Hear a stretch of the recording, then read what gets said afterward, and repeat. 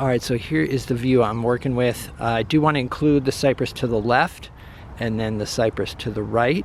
And I'd like to include more of the ocean, so I'll probably bring the sand dunes down just a little bit.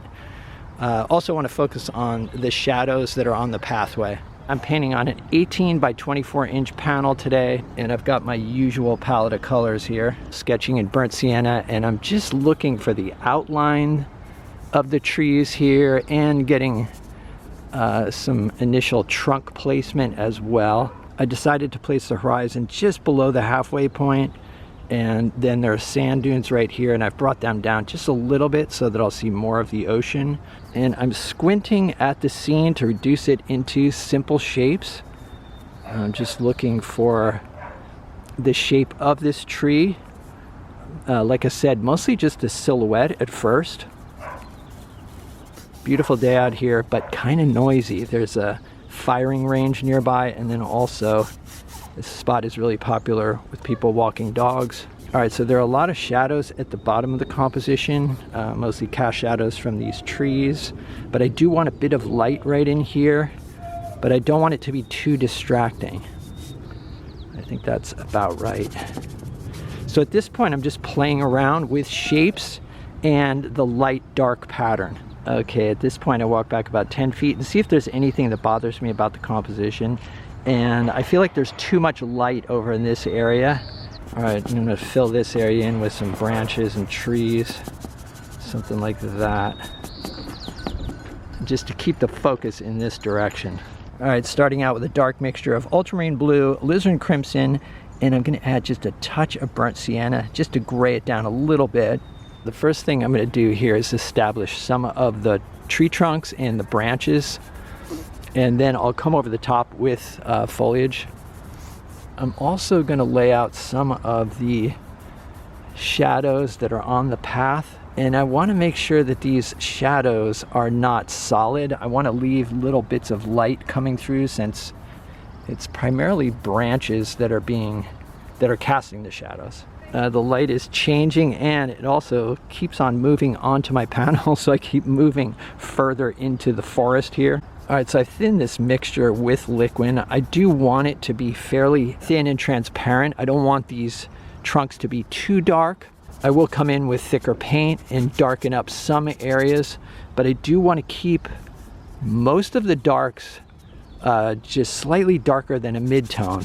And the reason for that is that when the colors are closer to a mid-tone, they're more visible. The darker the colors get, it's harder to tell what color you're actually working with.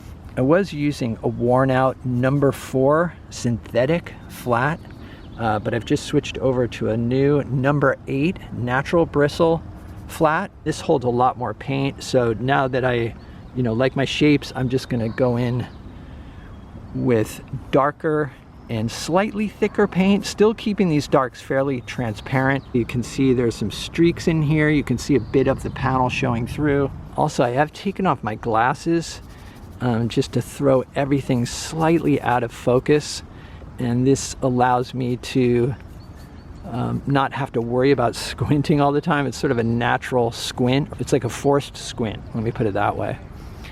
Because I do want to make sure that I'm focusing on the big shapes and not getting bogged down in detail. If I do get bogged down in detail, I would not be able to paint a painting of this size in the time that I usually do, which is about 2 hours. There are a couple reasons I like to paint quickly. Number one is that I find that by the end of a painting, if I'm painting for longer than say 2.5 hours, I start getting tired and I start making bad decisions. So I like to finish with still a bit of energy in the bank, so to speak. And then the other reason is that I think that working quickly and focusing on shapes just yields a better painting. I like the effects better. But you do have to sort of let go and trust and not worry about whether the painting turns out or not. And the irony is that you let go and you trust, and it does feel out of control, definitely at times. But from my experience, seems like the paintings always turn out better. Got a mixture here of burnt sienna and titanium white, and I'm already trying to get some orange into the tree trunks. As I mentioned many times, most landscapes and seascapes and even cityscapes are mostly blue, green, and gray. So getting red into the painting I think is really helpful to keep a color balance and also help with vitality. I'm loving this large brush. It's nice to be able to quickly apply a lot of paint. This 18 by 24 inch panel is nice because it's allowing me to use a big brush and kind of swing it with some energy, and it allows me to put down paint in a spontaneous fashion. All right, I've mixed up a green here using ultramarine blue and cadmium yellow medium, and now I'm going to add a little bit of dioxazine purple to kind of gray it down and darken it a bit. And this makes a nice dark, almost olive green. Now that the foliage patterns are somewhat established, I'm going to start looking for more accurate local color.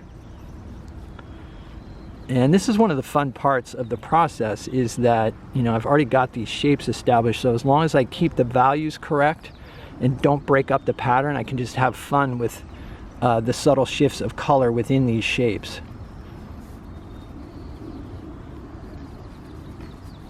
All right, for the shadows that are across this path here, I've got a mixture of ultramarine blue, titanium white, and just some gray from my palette, mostly containing burnt sienna.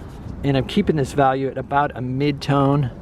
There's a bump right here from the sketch that I'm gonna eliminate. I don't want this to kind of peak up like that. I want it to be more gradual. All right, so I'm starting off with a dullish purple gray mixture for the tree trunks on this particular tree over here. It's in partial light. There's a bit of reflected light and then a few bits of direct light, but I want to put the reflected light in first, and there's a bit of that sort of color over here as well. Paying attention not to break up the value pattern. All right, so I've got a lightish green mixture for this distant ice plant. As I mentioned too, there's sand out here as well, so I do want to include that. And the ice plant is sort of broken up. So I'm trying to create an interesting pattern here. I think I want to have it rise up a little bit more right here, like that. It's one of the nice things about painting landscapes is that it's a great way to experiment with shapes because, you know, obviously you can paint them any way you want. All right, I've got a mixture here for the distant sand, and I've used titanium white, burnt sienna, cadmium yellow medium, and a bit of alizarin crimson. I just added some cadmium yellow medium and burnt sienna to this mix because I want it to be even warmer and more of an orange color. All right, and I added some alizarin crimson to the mix. I'm seeing a bit more red in the foreground. Maybe I'll have a bit of it over here as well.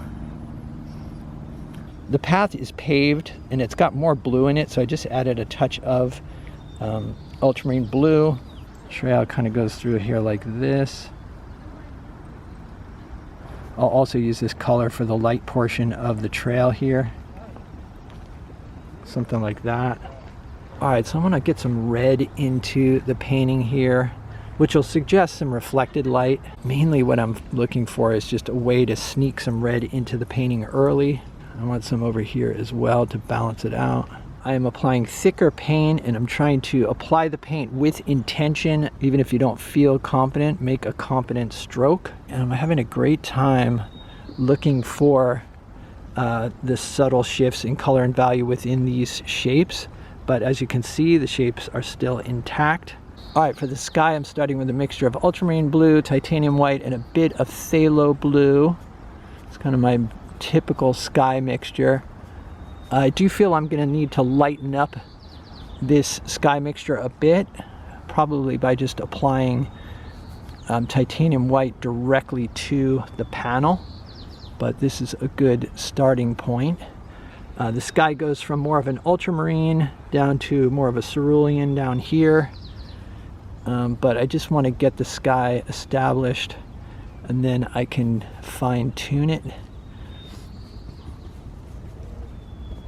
And I'm using the negative space of the sky to sort of carve out the tree shapes. I will be putting in some sky holes as well.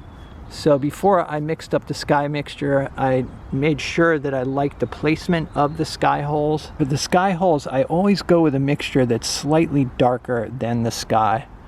So I've added a bit more ultramarine blue to the mix here. Oftentimes I will have to come back and adjust these values, you know, maybe lighten them up a little bit or darken them a bit. I feel like it's a little bit dense over here. Maybe have one in here. On this side, I feel like I want one maybe right here, just to open up the top a little bit. All right, closer to the water, I'm using a mixture of titanium white and phthalo blue. There's no ultramarine in this mix. All right, for the water, I've got a mixture of ultramarine blue, phthalo blue, titanium white, and a bit of burnt sienna. And the water is visible through the trees as well, so I want to make sure that everything below the water line here is actually the same color as the water. I did add a bit more blue to it to darken it a bit. And maybe I'll even have a hint of water over here.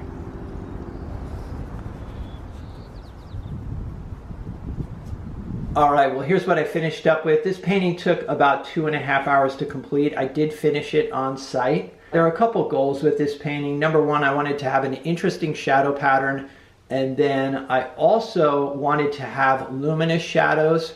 So I tried to keep the shadows close to a mid-tone so that I could get some color into the shadows, some warm and cool colors.